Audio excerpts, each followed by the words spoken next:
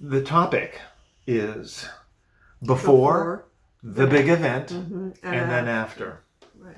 You know, one of the things that I think, in terms of educating people about end of life and the signs and symptoms of approaching death and all of the stuff that kind of goes along with that, is that all of this stuff is done verbally. And unless this isn't your first rodeo, you've Right. never seen it before, you're kind of wondering, well, what is this scene going to look like? And so we talk a bit about that in the book, but we're going to talk a little bit about what it could be just before, and maybe hours or even days before, Okay. then the event itself, and then after. And so probably we'll spend a little bit more time talking about the before. I think the before is extremely important, Michael, because a lot of times people have a problem with the before, the type of breathing that can go on, the smells.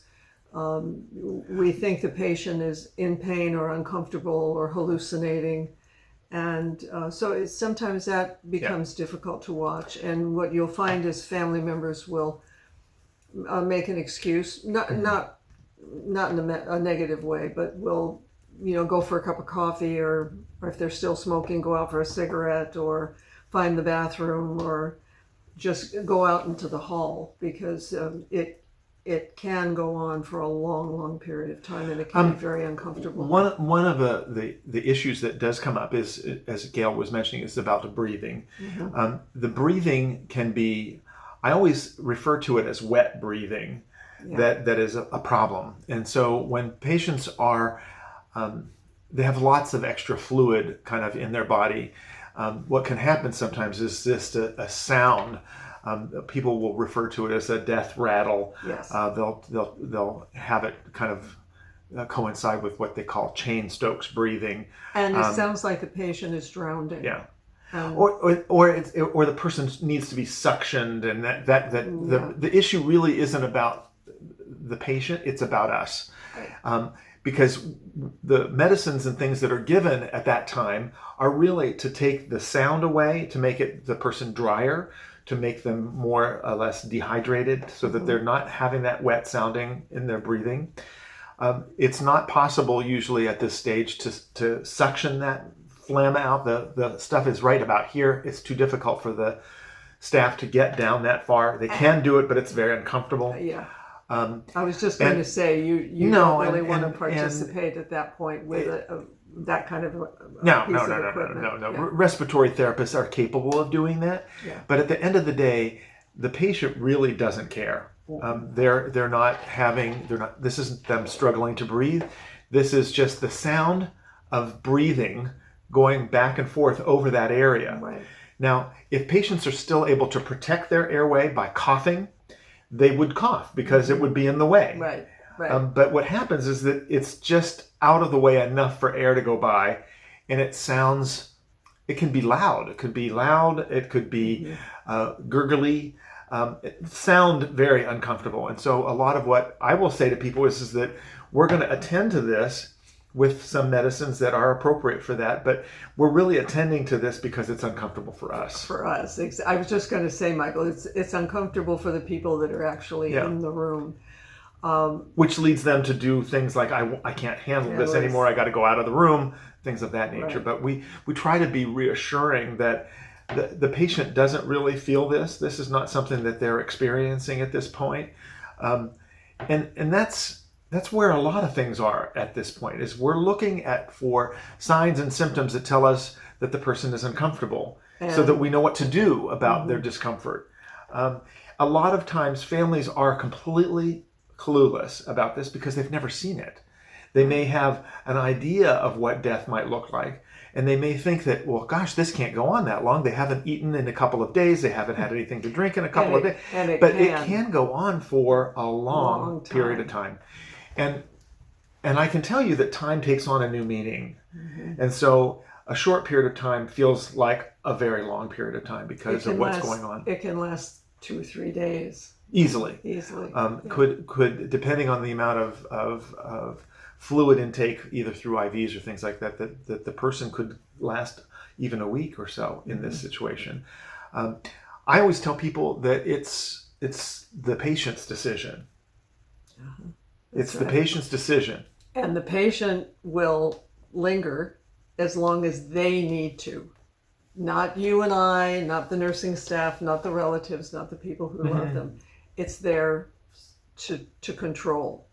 And they will often wait until that one or more people leave the room in the middle of the night. Could be. Yeah, absolutely. And then decide that that's this time. Yeah. Further along in this process, what hospice staff and nursing staff in general are going to look at for is changes in the pattern of breathing. And one of the things that I always tell families to prepare for is that the person is going to breathe slower, it's going to be more shallow, and it's going to stop. Yeah. And that's not going to be the end, because it's just stopping for. It'll pause for It's a pause. long periods of time. And it could be 10 seconds, 15 seconds, but it's noticeable.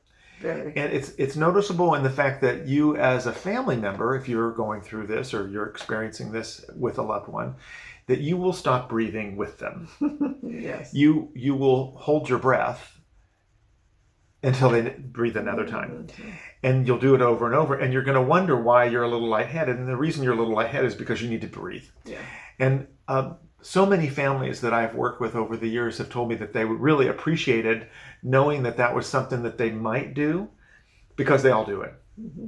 Every family member that I've ever talked to has said, you know what, I'm breathing with her. Yeah. I'm breathing with my mother. Or him. Or and they can go for a long time. The pause can be 45 seconds, could be a minute. The longest period of time that I personally have experienced was 1.5 minutes. I mean, the person had stopped for such a long period of time. Think about 1.5 minutes. You know, look at 90 seconds. Someone stops breathing for that long, your tendency might be to think they're dead. Uh-huh. And then all of a sudden, then you'll react accordingly, and then they And so that if there's someone who's doing that, you're going to find yourself, when they actually do stop breathing, questioning, is this it? Is this it? That's it. Is this? And sometimes they'll need a professional person to come in and actually check. And there's ways of checking that are helpful, because then you'll really know that it happened. A lot of times people want to know the moment of death because they want to know the time. Nursing staff, a physician, all those folks really want to know the time so they can say what time did they pronounce that person. But a lot of times we want to know what was that moment? Was that moment, or when is that moment? You know. Now, then that's considered the event. That's the moment of death. The room will generally get very, very quiet. The color of the patient will change drastically. We're no longer pink. We're no longer moving. I also tell people it's kind of like, you know, the difference between glossy and matte finish. Matte finish, yes. I heard you talk about that the other day. And I've started to notice that more frequently, that we lose our shininess. Mm-hmm. And I think, you know, depending on your background, I think that's the moment the soul leaves the body, people become less shiny. Yeah. The moment the energy stops flowing, that's when we become less shiny. Less shiny. A lot of times people are expecting some big event that marks this occasion. And the reality is that it's very quiet. Right. Oftentimes very quiet. Well, then you get back to the silence again, Michael, which is what we discussed in the previous video. The silence, if you'll give it an opportunity, can tell you a great deal about how that patient decided to leave. Mm-hmm. A lot of times what we're hoping for, and I think that this is something that most people want, is that moment was peaceful. Mm-hmm. That the person appeared peaceful, that they sounded peaceful, that the room was peaceful, that there was nothing stressful. Untowards, yes, and the look on their face. Sometimes the mouth is open, sometimes the eyes are open, and the medical professional that's in the room quite often will go over and adjust the eyes and close the eyes, and if they can, they'll close the mouth. Some people die with their eyes closed and their mouth closed. I mean, it's kind of all over the map. But generally, those are the two things. And I think it started this whole conversation by, talking about the fact that we don't see this. That seeing this for the first time is Shocking. pretty shocking for some people. Yeah. And they may have lived their whole life, 70, 80 years, and then suddenly have a parent die and then be present at the time of death and realize, wow, what a journey, what an exhausting journey. The only thing that I can relate it to is the birthing process. Yes, very similar. Because as being the born, baby gets that first breath, and the color comes in.